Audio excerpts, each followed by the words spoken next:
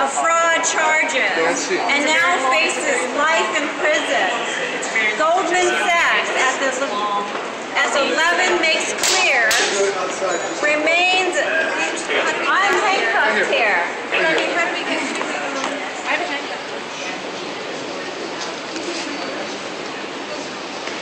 When it came time for Goldman CEO Lloyd Blankfein, who by the way is a vampire squid, to testify, the banker hedged and stammered like a brain-addled boxer, but couldn't quite follow the question.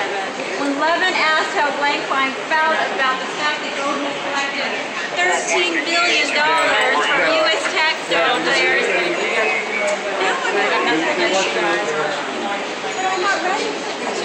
I'm going to make my point that Goldman Sachs is on the 54th floor and needs to be held accountable. They need to be arrested. They're on the 54th floor. They're really, really nice people. Thank you. Sorry. I did. Okay. But do you have pink fuzzy?